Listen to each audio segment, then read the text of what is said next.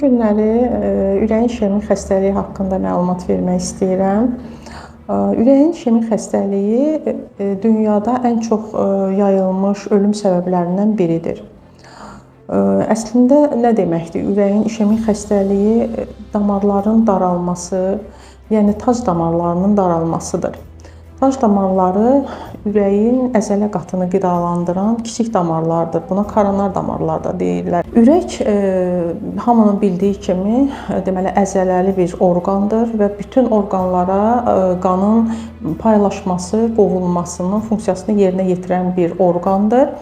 Və eyni zamanda həmin demək aortadan çıxan böyük damardan bütün orqanlara gedən paylaşılan qandan xırda damarlar da ayrılır ki, buna koronar damarlar, yəni tac damarları da deyirlər. Tac damarları isə ürəyin əzələ qatını qidalandırır. Ürəyin əzələ qatı oksigenlə təchiz olunur, qanla təchiz olunur və öz funksiyasını yerinə yetirməyə davam edir.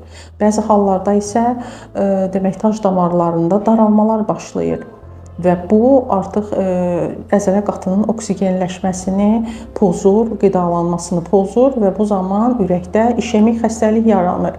Yəni qidalanma pozu, əzələ qatının qidalanması pozulur və bu zaman xəstəliklər yaranır, aritmiya yaranır, işemik xəstəliklərin nəticəsində sinədə ağrılar yaranır və ən sonunda nekroz yarana bilər və bu nekroz artıq miokard infarktı deməkdir və bu zaman ürəyin əzələ qatının funksiyası pozulur, yığılması pozulur, ola bilər hissəvi, ola bilər tamamilə böyük bir şəkildə sol mədəciyin funksiyası pozulur və bu ürəyin nasos funksiyasını pozur.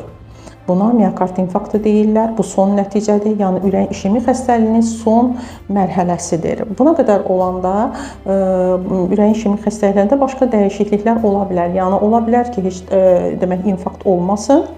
Ancaq müxtəlif göynəmələr olsun, yəni o sinədə ağrılar, göynəmələr bu ilkin mərhələlərdə baş verir və sona qədər, yəni infarkta gətirib çıxartmaya da bilər.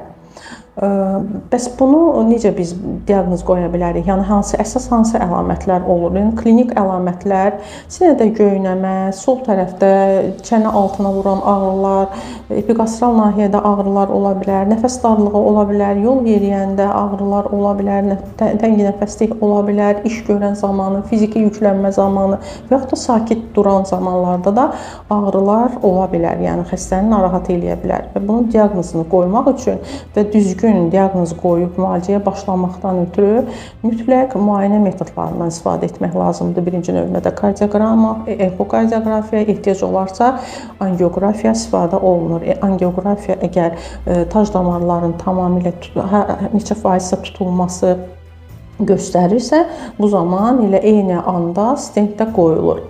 Yəni bizim əsas məqsədimiz əhalini, insanları xəbərdar etməkdir, biraz anlatmaqdır ki, anlasınlar ki, yəni hansı vaxtlarda stenokardiya, işemiya, ürəyin işemik xəstəlikləri bunlarda baş verə bilər. Yəni bu hansı əlamətlərlə özünü göstərə bilər və nə zaman həkimə müraciət etməlidirlər.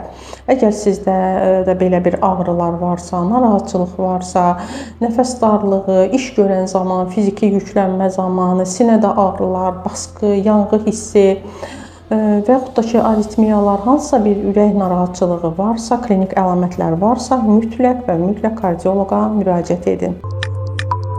HCC Clinical Hospital.